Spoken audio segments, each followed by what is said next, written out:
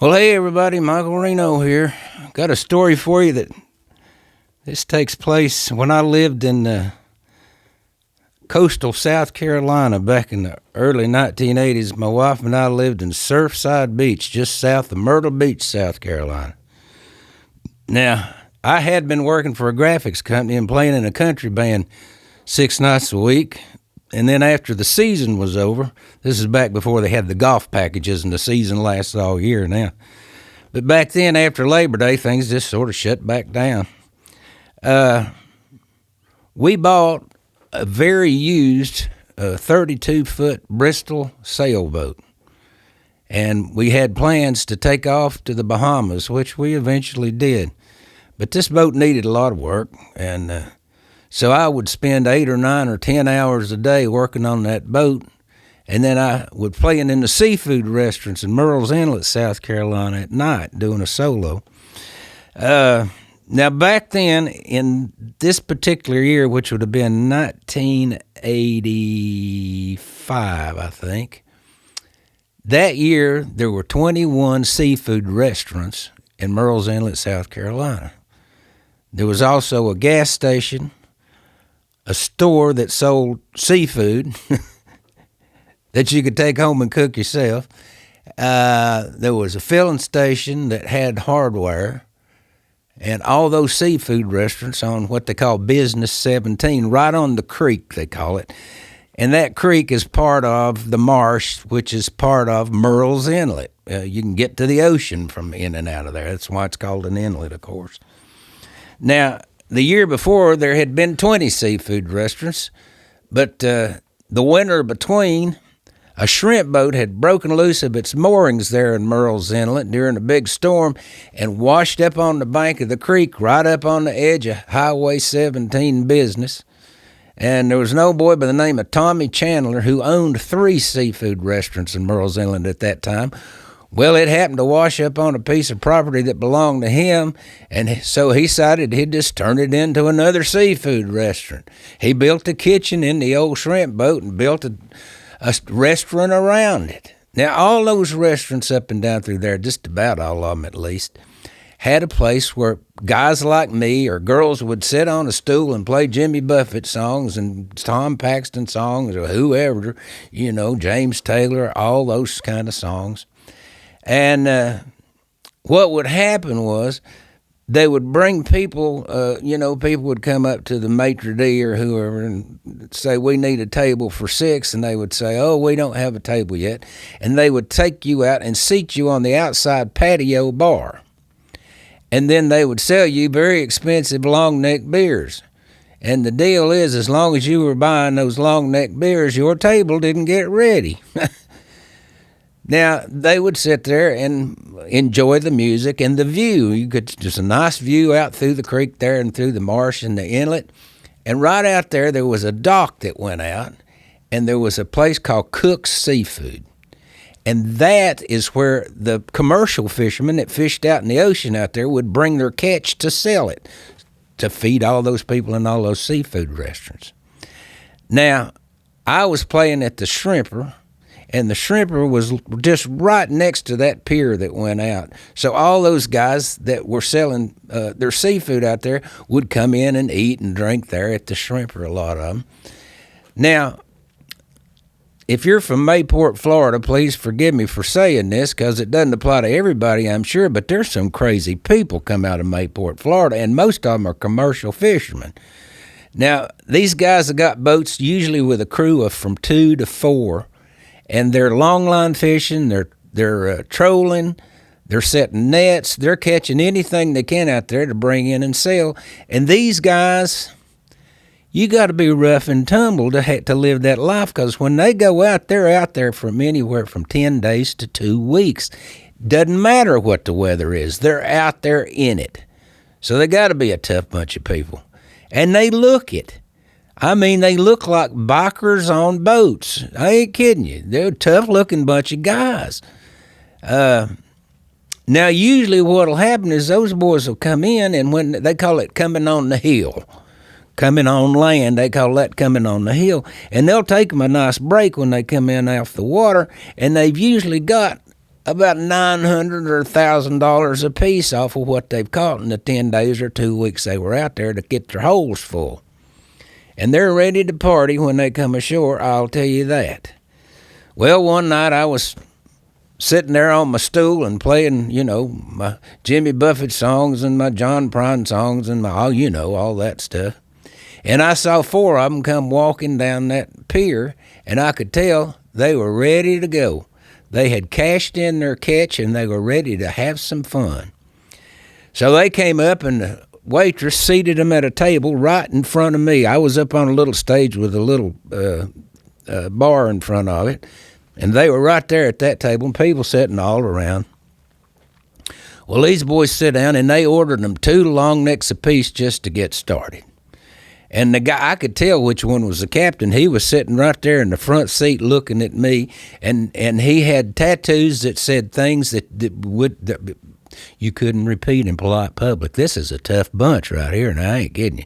The old boy that was the captain, you could tell he was the captain because his 3 teeth were gold capped, And they started drinking beer and having fun, and I tell you what, they were having a good time. By the time that they sort of relaxed just a little bit, they'd had probably about 4 of those long neck beers apiece, and that old boy sitting there in the first chair turned around and looked at me and said, "Hey, buddy," right in the middle of a song. And I said, I could be right with you, finish my song. He said, "You know what I like?"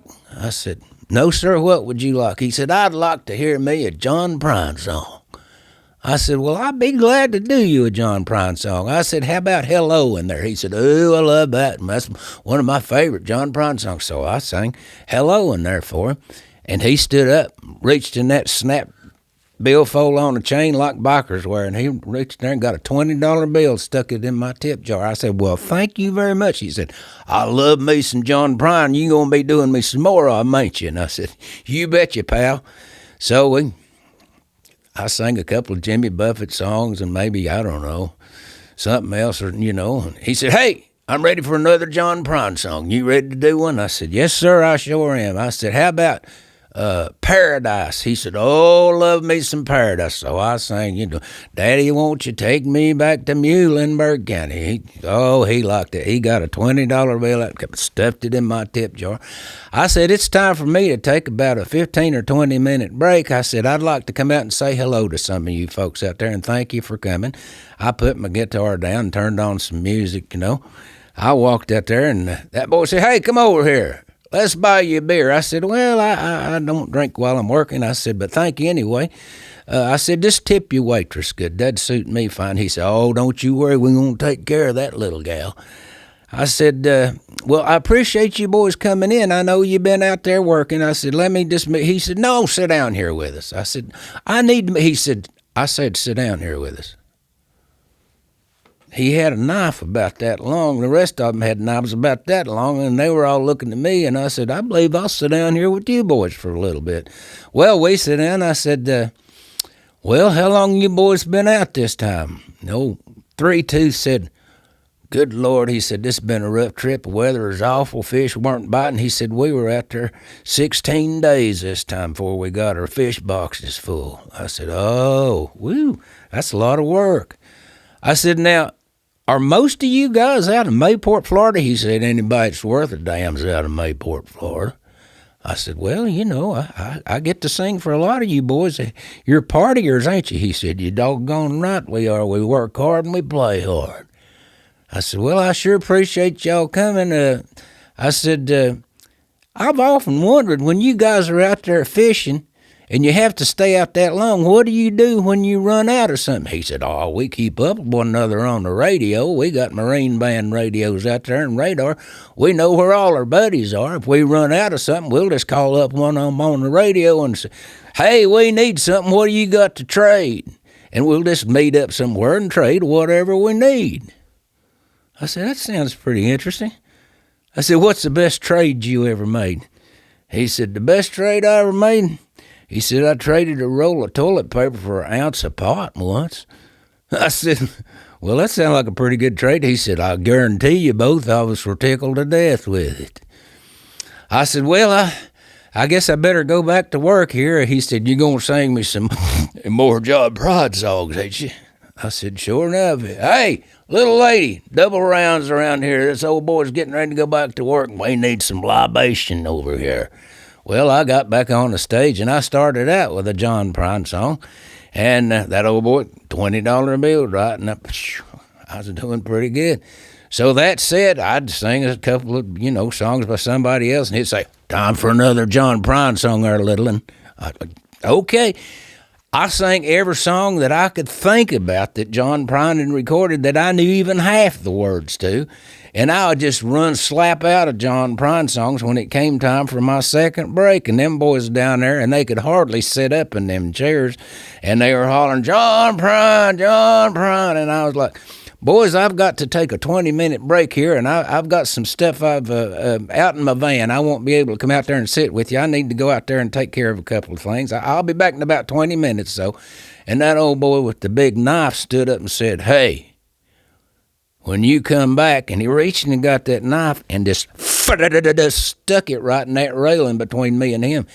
When you come back, you'll be singing me another John Prine song. And I'm like, okay.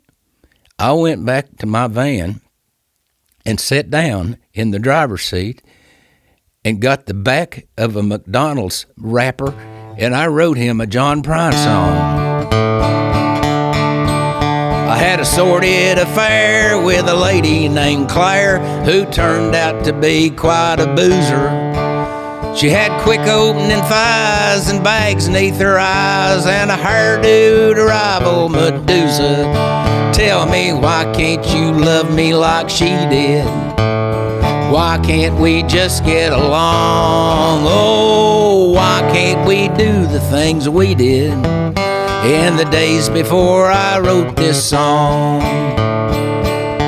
Well, they were grinning and swinging their beers, and I thought, I'm doing pretty good here. Little Michelle, I remember quite well. She carried a 20-foot bullwhip. She had boots up to here and a rawhide brassiere, and she never ate nothing but Cool Whip. Tell me, why can't you love me like she did? Why can't we just get along? And by now they were going, whoa, why can't we do the things we did in the days before I wrote this song? I had a pretty good deal with a girl named Lucille. She did all my washing and cooking, but she ended the fun when she became a nun. But I don't care, she weren't that good looking. Tell me, why can't you love me like she did? Why can't we just get along? And then everybody, oh, why can't we do the things that we did in the days before I wrote this song? Now, if y'all remember back in those days, CB radios were still just about everywhere. Everybody had one. So I had to write this verse to go in it. Big old Marlene was a truck driving queen. She was an 18-wheel female gear jammer. She invited me up to see the cab of her truck, but I left when she put down my hammer. Tell me, why can't you love me like she did? Why can't we just get along? Oh, why can't we do the things we did in the days before I wrote this? It was days before I wrote this song. And the big old boy stood up right in front of me and pulled a $100 bill out of his billfold and said, that's my favorite John Prine song, and fell right on his face. It's still my favorite John Prine song to this day. Thank you all so much.